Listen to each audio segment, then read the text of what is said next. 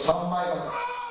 いとも簡単に的を一刀両断する本格的な鎧兜をまとった一人の人物。先ほどの映像は全日本琉球古武道連盟演舞大会のワンシーンなのですが、その迫力と美しさに海外からアクセスが殺到。なんと2024年10月時点で再生回数は1300万回を超え、コメント欄は外国人からの称賛の声であふれ返っています。今回の動画では琉球古武道の腕を競い合う大会の前に行われた特別演舞の様子が世界で大きな反響を呼んでいる件について紹介していきます。今回の話題の舞台は全日本琉球古武道連盟演舞大会です。琉球古武道とはその名前の通り、沖縄県の古武術の総称。ほとんどの流派、会派では空手も遺伝していることがほとんどのようですが、武器術がメインとなるのが特徴となっています。冒頭のような薙刀から槍、剣、ヌンチャクなどさまざまな武器を扱い、それらの腕を競い合うのが全日本琉球古武道連盟演舞大会なのです。そこで行われた招待演舞、いわゆるエキシビション的なものが今回紹介する映像の内容となります。内容としては指導員新藤俊之が薙刀を振るうといったものですが、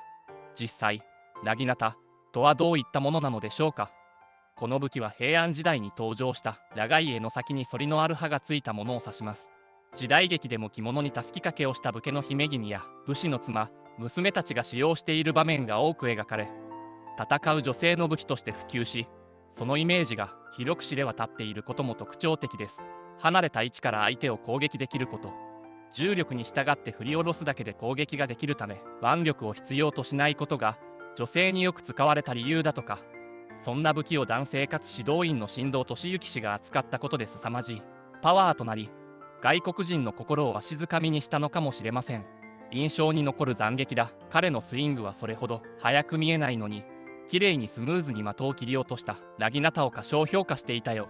普通の人がこの的を同じように切ろうとして失敗しているのを見るまで、これがすごく難しいことだと気づかず、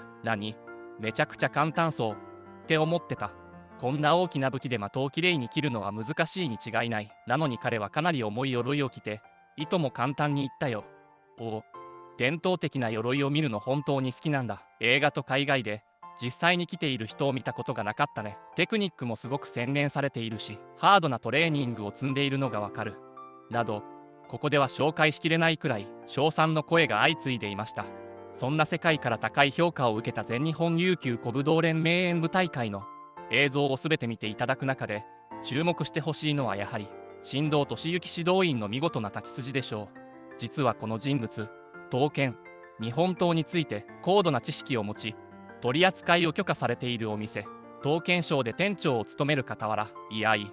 古武道の修行を続けているのです。さまざまな知識と武道に必要な基礎体力と技術を持ち合わせる新藤氏の動きは必見で、一瞬たりとも目が離せません。また本物の鎧兜姿を身にまとった人物が動く映像という点でも非常に貴重で必見となっております。それでは世界で話題を呼び1300万回再生された全日本琉球古武道連盟演舞大会の映像をご覧ください。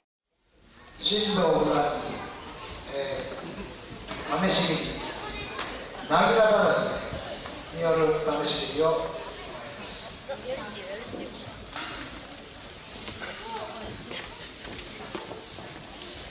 写真の方どんどん前に来て撮って結構です。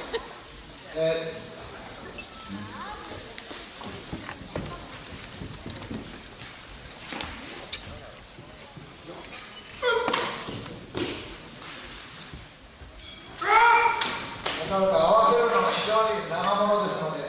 非常に刀よりも難しいです。今つけてる鎧は約30キロ、30キロ、35キロ、ちょうど子供さんを背負ってやってる形になります。今度3枚技。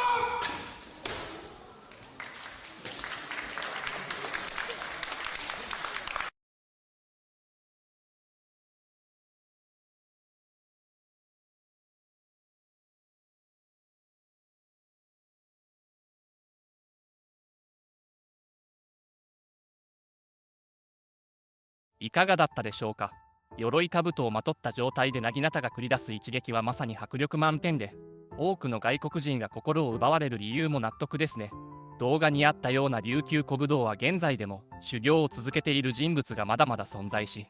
全日本琉球古武道選手権大会など大会も例年行われています。機会がないとなかなか触れる機会がない古武道ですが、世界にも評価されるほどポテンシャルを秘めている武道だけに、これからますます注目が集まるかもしれませんね。今回の動画はここまでとなります。このチャンネルの他の動画もぜひチェックしてみてください。ご視聴ありがとうございました。